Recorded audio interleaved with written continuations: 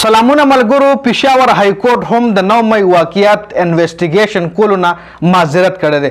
تاسو له دې معلومه وي چې عمران خان کله نه گرفتار شوی دی. هغه بار بار دا خبره کوي چې د 9 مې واقعیاتو د جوډیشل انکوایري وشي. په دې باندې د باقاعده د ججز ټیم جوړ شي، هغه د په دې باندې جوډیشل انکوایري وکړي. چونکې کپتان بار بار دا وینا کوي چې سی سی ټي وي فوټیج د هم په عدالت کې پیش کړل شي، باقاعده انکوایري دی وشي. نو کې پی کې خو تاسو لاندې معلومه ده د پی ټی آی حکومت ته. نو پی ټی آی والا وی چې راخه په پنجاب کې خو زموږ دا خبره نه منل کېږي.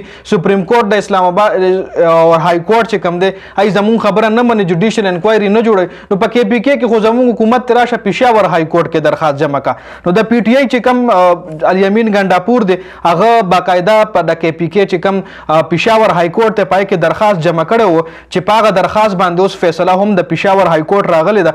د پېښور های کورټ هم معذرت کړی دی چې مونږه په جوډیشل مونږه د 9 مې واقعیاتو باندې جوډیشل انکوایري نه کوو. مونږ ډېر زیات مصروف یو، کیسونه ډېر زیات مونږ له پینډینګ کې پراته دي. نو پېښور های کورټ نه پی ټی آی چې کوم دی هغه هم ډساپوینټ شوې ده.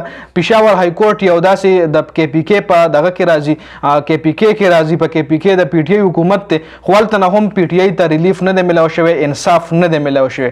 بل نجم سیټي چې کوم دی هغه د یو کمال بیان جاری کړی دی. نجم سیټي ویلي چې قاضي فایز عیسی ته پته لګېدلې ده چې کور ته تلو والا یم. نو اوس قاضي صاحب خپل غوسه چې کوم دی ښودل شروع کړي دي. قاضي صاحب اوس غوسې خپلې شوکۍ جي تلو نه مخکې هغه خپل عزت راوستو دپاره د حکومت خلاف یا د اسټابلیشمنټ خلاف څه ناسته ججمنټ ورکولی شي، څه ناسته فیصله د حکومت خلاف کولی شي یا د اسټابلیشمنټ خلاف کولی شي. قاضي صاحب ته ایکسټنشن میلاوېدلو چې کوم کوششونه تقریبا ټول کوششونه ناکامه شوي دي. نو قاضي صاحب له پته لګېدلې ده چې ایکسټنشن خو رالاسې هم نه میلاوېږي، کور ته تلو والا یم. نو کیدای شي خپل عزت واپس راوستلو دپاره هغه د حکومت خلاف یا د اسټابلیشمنټ خلاف څه ناسه بیان، څه ناسه فیصله جاری کړي. ځکه یو 2 ورځې مخکې هم قاضي صاحب ویلي و، چیف جسټس قاضي فیض عیسی ویلي و چې د ملک نظام چې کوم دی ټول بیوروکریټس چې کوم دی هغه اور اسټابلیشمنټ لاسونو کې دی. مطلب ملک چې کوم دی هغه ټول بیوروکریټس اور اسټابلیشمنټ چلی.